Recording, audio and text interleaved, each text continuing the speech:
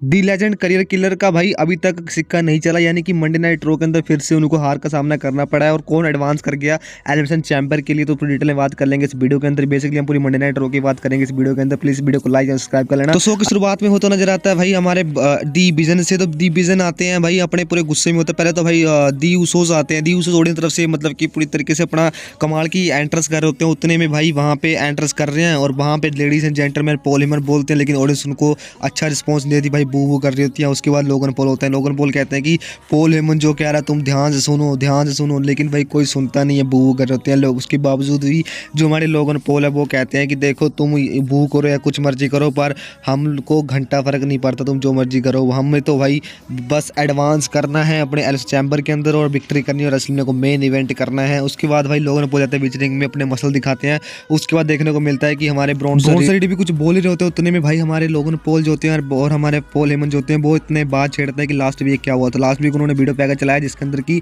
Mask man ने attack किया था भाई ऑसम थ्योरी को, जिससे कि मैच हार गए तो वो गुस्से में लग रहे थे।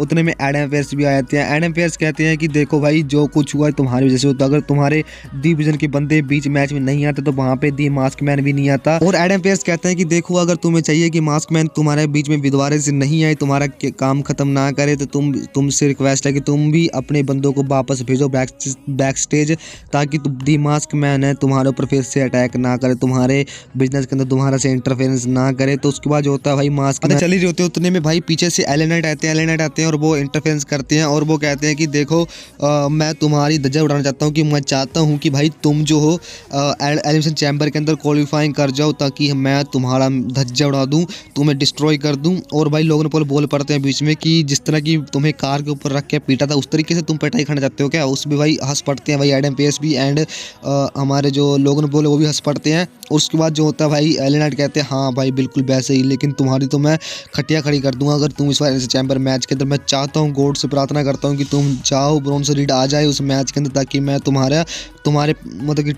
टीम मेट को डिस्ट्रॉय कर दूँ। उसमें भाई लोगन पॉल गुस्सा हो जाते हैं और भाई एडम पेयर्स से कहते हैं एल नाइट की चलो भाई एक मैच सेटअप करो, 6 man tag team match, J Uso and L night versus the vision के बंदे। तो भाई इनका मैच सेटअप होता है और इनके मैच की बात करें तो भाई मैच में कुछ होता है। एंडिंग की बात कर लेते हैं तो मैच तो भाई कमाल का था, लेकिन एंडिंग में भाई ब्रॉन्सन रीड ने सुनामी ठोका जिमी उसो को और 1 2 3 पिनो तक मैच बीटर से करते हमारे दी विजन के बंदे। और उसके बाद हमें देखने को मिलता है कि जो हमारे लोगन पॉल हैं वो मतलब कि इंजॉय कर ही रहते हैं। उतने में भाई हमारे जो मास्क मैन है अनाउंस टेबल के ऊपर आकर के सुबह किक लगाते हैं और भाई एक स्ट्रॉन्ग हिट करते हैं और उसके बाद फिर भागते हैं ब्रॉन्सन रीड उनके पीछे भागते हैं, लेकिन कोई फर्क नहीं पड़ता क्योंकि भाई मास्क मैन तो भाग गया था।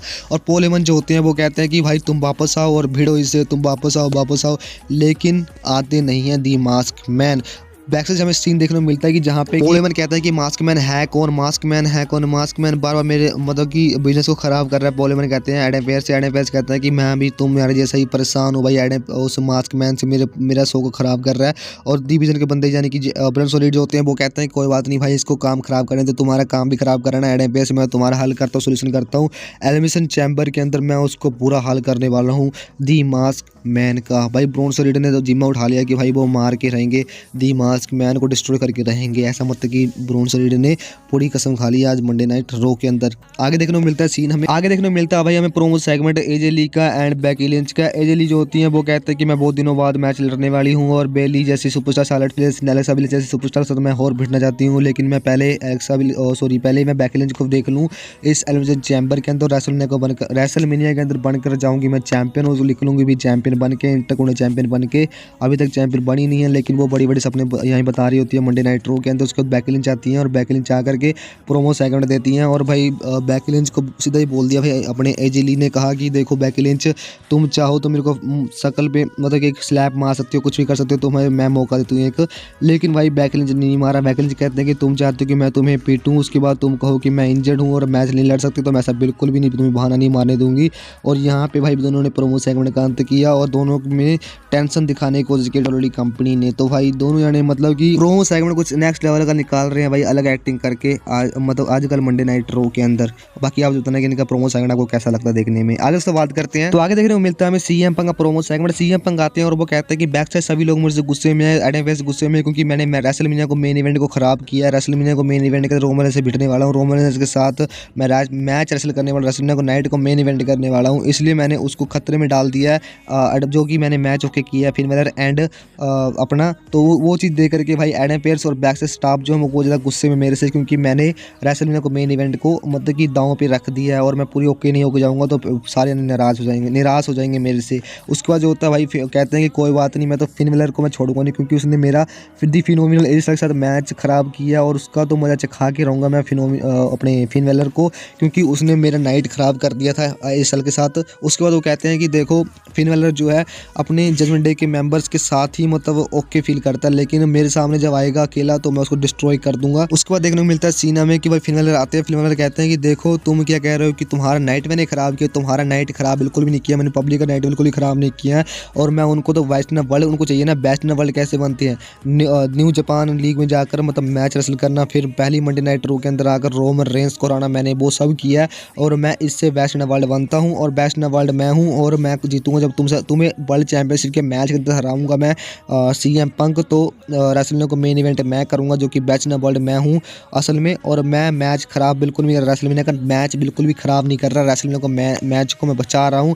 तुम तो एक लूज़र हो और तुम डिज़र्व नहीं करते उस नाइट को, रेसलमेनिया का नाइट को, और वो मैं डिज़र्व करता हूँ, वो दिखा दूंगा मैं एलिसन चैम्बर के अंदर। ऐसा मतलब कि फिन वेलर कह रहे होती हैं अपने सीएम पंक से। सीएम पंक को बाद में सीएम पंक कहते हैं बाद में कि तुम्हें इन दोनों की जरूरत है नहीं, जेडी मैकडोना एंड डोमिनिक मिस्टेरो की जरूरत तो तुम्हें है ही नहीं भाई फिन वेलर, तुम तो अकेले ही सही हो, क्योंकि तुम्हें मैंने मैच इसलिए दिया था पहली बार क्योंकि तुम डिजर्व करते थे, लेकिन तुम इन दोनों के साथ घूमते हुए ऐसा लगता है कि तुम कायर हो, इन लोगों की जरूरत तुम्हें पड़ती है इसलिए तुम इनके साथ घूमते रहते हो, और भाई पीछे की ओर घूम जाते हैं सीएम पंक और वो कहते हैं कि चलो तुम तो मेरे पुंज पे अटैक कर दो ताकि मैं रेसलमेनिया नाइट को मेन इवेंट ना कर पाऊँ, और वो कहते हैं कि चलो कोई बात नहीं तुम अभी अटैक कर लो मुझे मुझे डिस्ट्रॉय कर दो ताकि मैं एलिमिनेशन चैम्बर के अंदर मैं लड़ ना पाऊँ और तुम्हारा वो नाइट ख़राब हो जाए। कहने जा रहे थे भाई तब उनको रोक लिया हमारे फिन वेलर ने और डोमिनिक मिस्टेरो को भी रोक लिया, एंड फिन वेलर ने एक कमाल की बात कही थी कि भाई ये 2 चैंपियनशिप बेल्ट लेके तो रखा है भाई डोमिनिक मिस्टेरो ने, कभी पर इसको मतलब कि ऑन द लाइन तो रखा तो है नहीं है,